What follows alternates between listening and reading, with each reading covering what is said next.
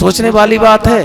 आपके घर में दिवाली आती है और दिवाली में हम लोग क्या करते हैं, कबाड़े को बाहर फेंक देते हैं और अच्छी अच्छी चीजें घर के अंदर रखते हैं। ये हमारा दिमाग और ये हमारा शरीर, ये हमारा इसी तरीके से घर है। अगर कोई गलत बात को कहे तो हमें क्या करना चाहिए, बहुत जल्दी हो सके उस कबाड़े को अपने दिमाग से फेंक देना चाहिए। और हम उसके बारे में जितनी देर सोचेंगे कि इसने हमें ऐसी बात कही, इसने हमें ऐसी बात कही, इतनी देर में हम पता नहीं कौन सा अच्छा काम कर लेंगे। अपने काम का, अपने समय का सदप्रयोग करें, अपने समय को अच्छी जगह पे लगाएं। उतनी जगह हम उसके बारे में गलत सोचेंगे कि अरे भाई वो तो बेवकूफ है, उसमें बुद्धि इतनी नहीं है।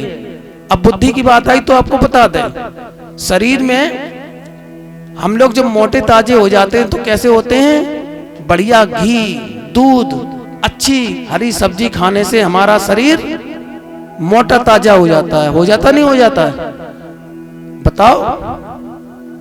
शरीर का भोजन है, शरीर के लिए भोजन, आहार, सब्जियां और दूध खाना है। पर कभी ये सोचा हमारी बुद्धि का आहार क्या है? बुद्धि का आहार क्या है? बुद्धि का आहार यानी बुद्धि का भोजन है प्राणायाम।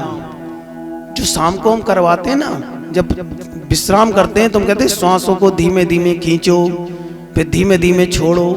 तो जो श्वास को धीमे धीमे खींचता है और धीमे धीमे छोड़ता है तो श्वास वहां पर पहुंचती है जहां पर हमारी बुद्धि को जल मिलता है। यानी जैसे पौधे को जल मिलता है ना, तो पौधा हरा हो जाता है। हरा होगा तो उसमें फल लगेंगे। इसी प्रकार से हमारी बुद्धि तक एक नस होती है, जो नस श्वास के गहरे खींचने से खुल जाती है। और हमें अभी तक सत्संग बहुत मिला पर यह ज्ञान तो मिला ही नहीं। तो हम क्या करते हैं, उस श्वास को पूरी तरीके से नहीं खींचते हैं, थोड़ी खींचते हैं, छोड़ दी। और ज्ञान भी नहीं है कि कैसे खींचना चाहिए, कैसे छोड़ना चाहिए। तो हमारी बुद्धि का क्या होता है, भोजन प्राणायाम, जिसे प्राणायाम बोलते हैं। प्राणों को आयाम की तरफ ले जाना, यानी कि प्राणायाम करना। तो जब प्राणायाम हम करेंगे तो हमारी बुद्धि होशियार हो जाएगी। अच्छा जी बताओ, कोई आदमी अगर तुम पे क्रोध कर रहा है, कोई आदमी तुम पर अगर क्रोध कर रहा है या कोई आदमी तुमको गाली गलौज कर रहा है, तो वास्तव में वो बुद्धि तो उसके अंदर कम है। ऐसा नहीं कि उसके अंदर बुद्धि ना हो। अगर बुद्धि होती नहीं तो वो कीचड़ उठा के खाने लगता। बुद्धि तो है उसके अंदर, पर बुद्धि कम है। बुद्धि कम क्यों है? क्योंकि उसने कभी भी प्राणायाम नहीं किया, उसे मालूम ही नहीं था। गलती उसकी नहीं है। सत्संग आज बताओ, ये कुबेरपुर में कितने साल बाद सत्संग हुआ। अब अगर आज भी नहीं होता तो आप लोग कैसे जानते कि बुद्धि का भोजन क्या है? सत्संग में हमें नई बातें मिलती सुनने को। तो जब हमें नई बातें मिलती हैं तो हम क्या करते हैं, उनमें जो हमारे मतलब की बात होती है उस मतलब की बात को हम ग्रहण करते हैं। अब यहाँ पर कई लोग सत्संग सुन रहे हैं, बच्चे भी हैं, बड़े भी हैं, जवान भी हैं और बुजुर्ग भी हैं। अब इन लोगों ने सुना कि गुरुदेव कह रहे हैं श्वास को धीमे धीमे खींचो और धीमे धीमे छोड़ो तो बुद्धि होशियार हो जाती है। हम स्कूल में बच्चों को शिक्षा देते हैं। बच्चों को इसलिए शिक्षा देते हैं, तुमने देखा कि कुछ बच्चे कहते हैं मम्मी हमें याद ही नहीं होता। कहते नहीं कहते कि हम याद तो बहुत करते हैं, पढ़ने के लिए तो बहुत कोशिश करते हैं, पर हमारे पढ़ने में मन ही नहीं लगता है। और मन लग भी जाए तो फिर हम भूल जाते हैं, याद ही नहीं होता है। उसका कारण क्या है कि उन बच्चों ने कभी भी प्राणायाम नहीं किया। आप लोग अपने बच्चों को प्राणायाम सिखाएं। आप घर की भाग्य विधाता हैं। आपके बच्चे हो सकता है विश्व में कोई बहुत बड़ा नाम कर जाएं, तो हमें उनको जब हमें ज्ञान होगा तभी तो हम उनको ज्ञान दे पाएंगे। तो तुम्हें ज्ञान देने के लिए श्री गुरु महाराज ने सत्संग का आयोजन करवा दिया यहाँ पे, जिससे कि आपको पता लगे। प्रातः उठ के बच्चों से कहिए कि बेटा बैठो, योगा करो। और योगा करने के बाद जो गुरुदेव ने बताया था प्राणायाम, श्वास को धीमे धीमे खींचना है और धीमे धीमे छोड़ना है। इतना सरल काम है, लेकिन इस काम को जो भी बच्चा करेगा या जो जवान करेगा, मैं इस बात की गारंटी लेता हूं उसके घर में कलह कलेश बिल्कुल खत्म हो जाएगा। उसके घर में टेंशन बिल्कुल खत्म हो जाएगा।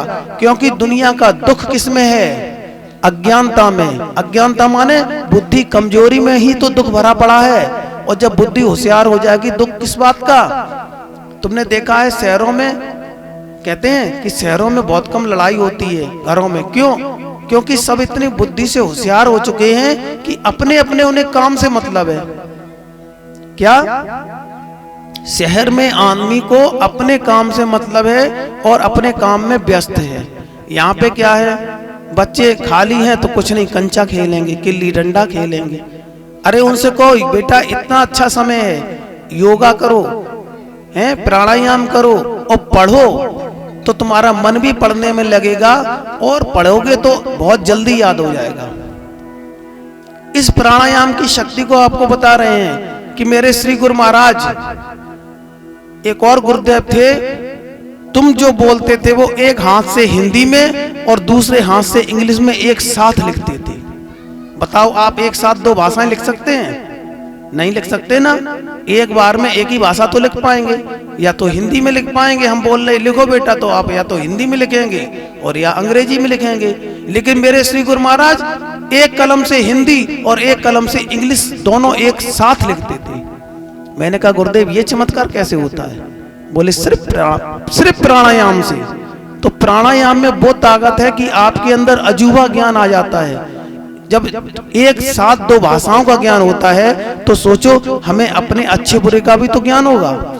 हमें यह भी लगेगा कि अरे जो कबाड़ा है यानी कि बुरी चीज है और ये अच्छी चीज है, तो हम अपने घर रूपी इस बुद्धि में सजा सजा के अच्छी चीज रखेंगे और बुरी चीज निकाल कर फेंक देंगे। हम पूछेंगे बेटे, जो लोग सुन रहे हैं हम दोबारा प्रश्न करेंगे हमने क्या कहा था, इसलिए बहुत ध्यान से सुनना है, तुम्हारा क्लास चल रही है? तो जब अच्छी अच्छी बातें आप ग्रहण करेंगे, बुरी बातों को त्याग कर देंगे। दीपू अभी बता रहे थे कि हमें तो गुरुजी ऐसे वैसे लोगों के ढंगा अब खड़े होने की इच्छा नहीं होती है। क्यों? वो उल्टी सीधी बातें करते, उतनी देर में हम अपना कोई अच्छा दूसरा काम कर लेंगे। तो उनके अंदर ये संस्कार कैसे आया? तुम्हारे बच्चों के अंदर भी ये आ सकता है। जो बुरे बच्चे हैं उनसे वो अपने आप स्वतः हटने लगे तो तुम्हें हटाने की जरूरत पड़ेगी? नहीं पड़ेगी, क्योंकि जब वो अच्छा बुरा का उन्हें ज्ञान होने लगेगा तो वो स्वतः बुरी चीजों से हटना शुरू हो जाएंगे, हैं? तो इसलिए जो बच्चे तुम्हारे घर में हैं उन्हें कहते हैं प्रथम गुरु माता पिता होते हैं। वो इसीलिए होते हैं कि माता पिता को ज्ञान है तो अपने बच्चों को योग की शिक्षा दें और उनसे कहे बेटा प्राणायाम किया करो। गुरुजी कह गए प्राणायाम किया करो, तो प्राणायाम करेंगे तुम्हारे बच्चे होशियार होंगे, और जब बच्चे होशियार होंगे तो घर में क्या कलेश होगा? इसी घर में स्वर्ग होता है और इसी घर में नरक होता है। नरक स्वर्ग ऊपर नहीं है, नरक स्वर्ग इसी घर में है, तुम्हारे घर में है। अगर तुम्हारे घर में सुख और शांति लाना चाहते हो, स्वर्ग लाना चाहते हो, तो वो तुम्हारे हाथ में है, किसी दूसरे के हाथ में नहीं है। उनको ऐसा क्रिया कराओ जिससे कि तुम्हारे घर में सुख और शांति प्राप्त हो, लड़ाइयां बंद हो जाएं।